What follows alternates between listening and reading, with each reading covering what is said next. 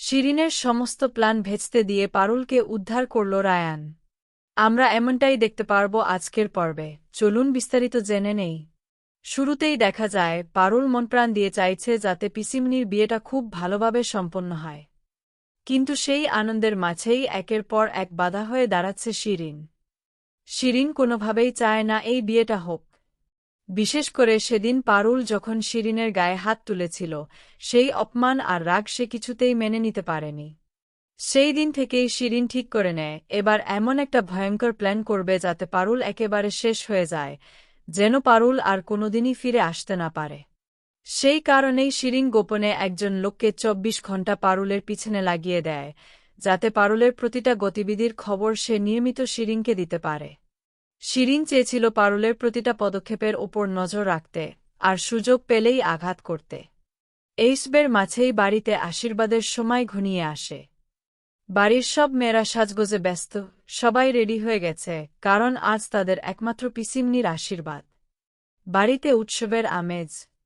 এর মধ্যেই গুরুদেব এসে পৌঁছান। তখন বাড়ির লোকজন বলাবলি করতে থাকে, গুরুদেব তো এসে গেলেন, কিন্তু এখনও অনিরুদ্ধ এলো না কেন? তখন কেউ একজন বলে, একবার না হয় ফোন করে দেখো। পিসিমনি তখন পারুলকে বলে, পারুল একবার ফোন করতো, দেখি এত সময় লাগছে কেন, আসতে তো আর দেরি হওয়ার কথা না।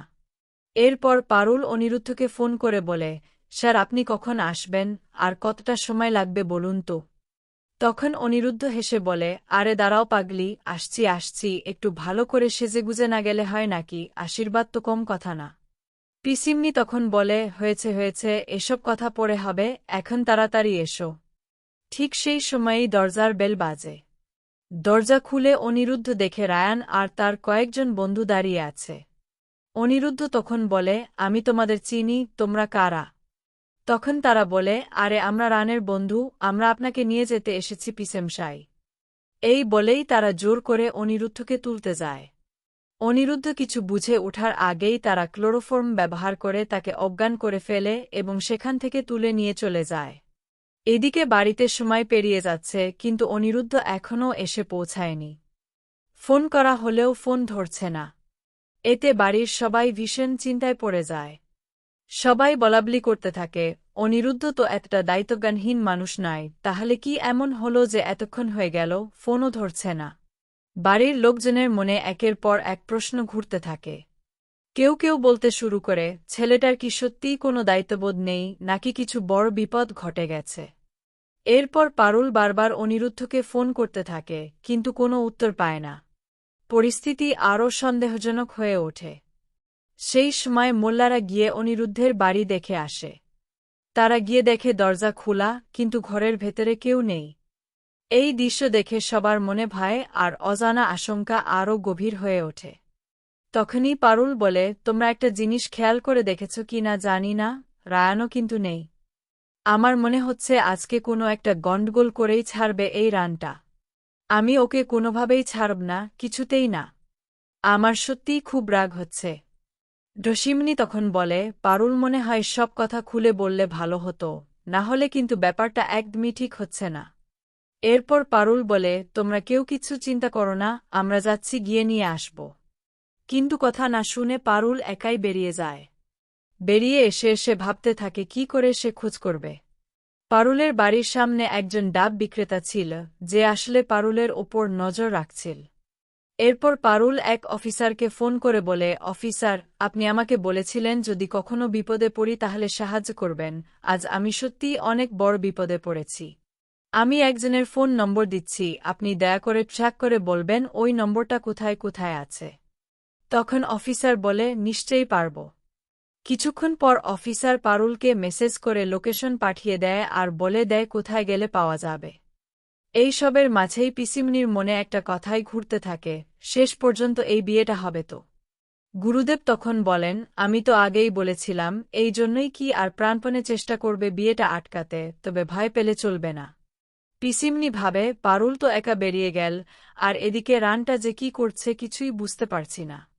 ঠাম্মি কান্নাকাটি করে বলে, রান দাদু ভাই, তুই তো আমাদের প্রাণের থেকেও বেশি প্রিয়া, পিসিমনির বিয়ে এভাবে আটকাচ্ছিস, কি করছিস তুই, সত্যিই বুঝতে পারছি না। এর মধ্যেই পারুল দেখে লোকেশন দেখাচ্ছে ব্রাইট মাইন্ডস ইউনিভার্সিটির যে বয়েজ হোস্টেল।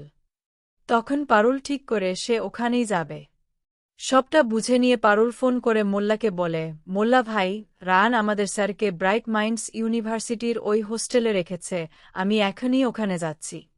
পারুল বেরিয়ে পড়ার সঙ্গে সঙ্গেই সেই ডাব বিক্রেতা শিরিনকে ফোন করে বলে, ম্যাডাম, খবর পেয়ে গেছি, একদম পাকা খবর। শিরিন তখন বলে, ব্যাস, এবার আজ যদি পারি এটাই হবে পারুলের শেষ দিন।